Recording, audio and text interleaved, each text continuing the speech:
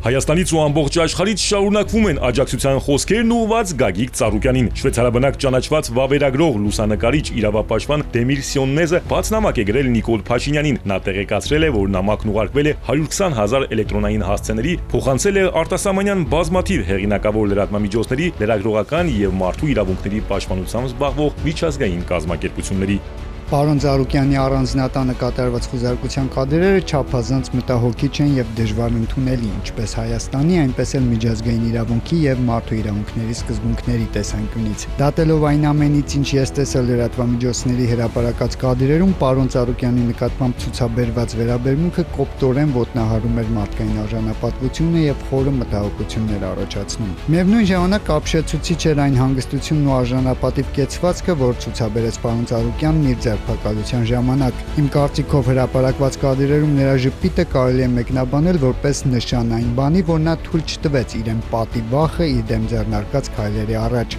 Երբեմն ծիծաղը միայն երջանկության արտահայտություն չէ, ծիծաղը խաղաղ դիմադրության մի ձև է, որը բխում է մարդկային հոգու խորքից, ընդդեմ ճնշման եւ անարդարության։ Այս իմաստով ծիծաղը հեղափոխական արարք է։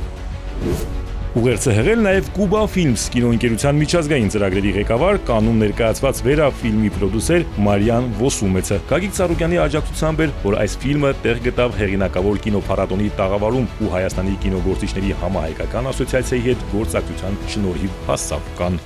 Кадры вашего содержания очень затронули меня на самом деле. Ձեր ձերբակալության պատկերները անկեղծ ասած խորապես հուզեցին ինձ։ Գիտեք, իմ հիշողության մեջ դեռ թարմ են ձեր ամառանոցում մեր ջերմ հանդիպման հիշողությունները եւ այն անկեղծությունը, որով դուք խոսում էիք արվեստի կարևոր դերակատարության մասին, ձեզ եւ ձեր սիրելի Հայաստանի համար։ Մենք ձեր կողքին ենք այս դժվարին պահին։ Ես հուսով եմ, որ արդարությունը կվերականգնվի եւ որ դուք շուտով կվերադառնաք ձեր ընտանիք, կմիանաք ձեր հարազատներին, ընկերներին, ձեր նախաձեռնություններին եւ ծրագրերին։ Եվ ես վստահ եմ, որ մենք շուտով կնշենք մեր համատեղ նախագծի հաղթանակը։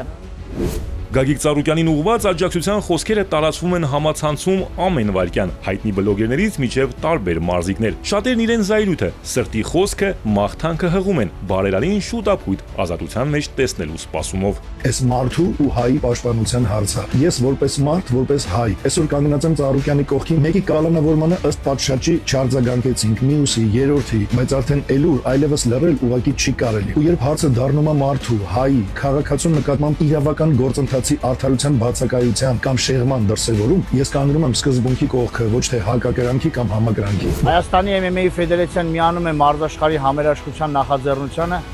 իր աջակցությունը հայտնելով պարոն Գագիկ Ծառուկյանին։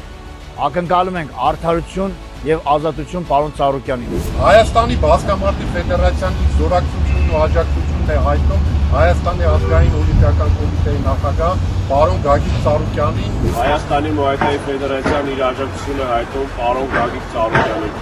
Հուսով ենք կհաղթի արդարությունը։ Հայաստանի կիկբոքսինգ ազգային ֆեդերացիան իր զորակցությունը եւ աջակցությունը հայտնում Հայաստանի ազգային օլիմպիական կոմիտեի նախագահ պարոն Գագիկ Ծառուկյանին։ Հայաստանի ICTF Տեքվանդոյի ֆեդերացիան